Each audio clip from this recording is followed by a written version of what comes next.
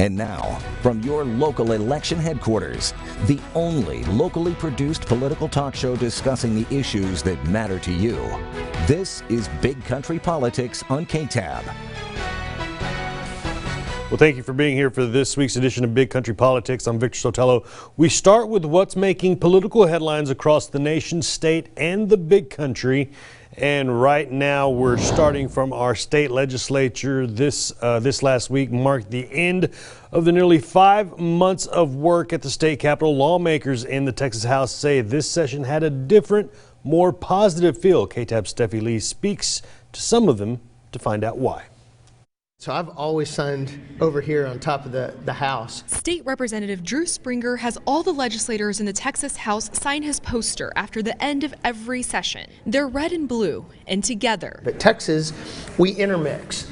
We sit with each other, we eat with each other. And most lawmakers in this chamber felt like that was the tone from the start. There was more a feeling of equity, of evenness. I'm feeling great. It's been a great session, very productive. They point to accomplishments on top priorities: a balanced budget, property tax reform, and school finance. I think that has to be our biggest victory this session, and I think that whether you're Republican, Democrat, I think everybody was incredibly happy with how that turned out. Outside of those topics, lawmakers also addressed other critical issues, like getting a statewide flood plan. If and when, we have additional natural disasters and flood problems, the planning that can start now will really make a difference to prevent some of the catastrophic damage that we have suffered with hurricanes and the likes. And the problem of child sex trafficking. Minors will no longer be arrested for the crime of prostitution. We'll be sending these children to local care coordinators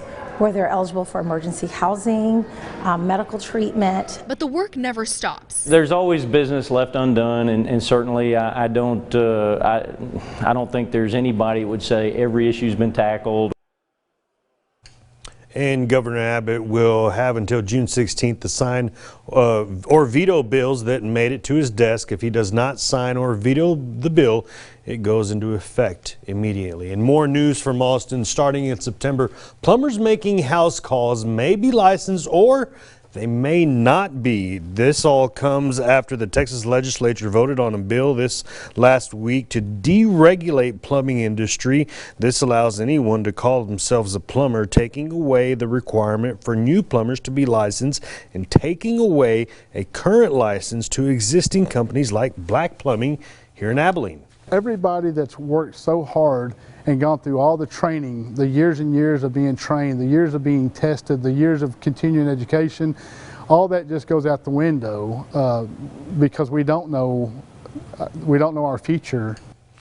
The regulation decisions are now up to each city and county to decide separately.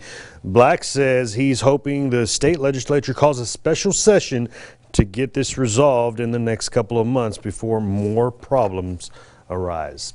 And still to come on here on Big Country Politics, we're sitting down with Congressman Jodey Arrington. We're talking all things Abilene and the Big Country. We're back in 2 minutes.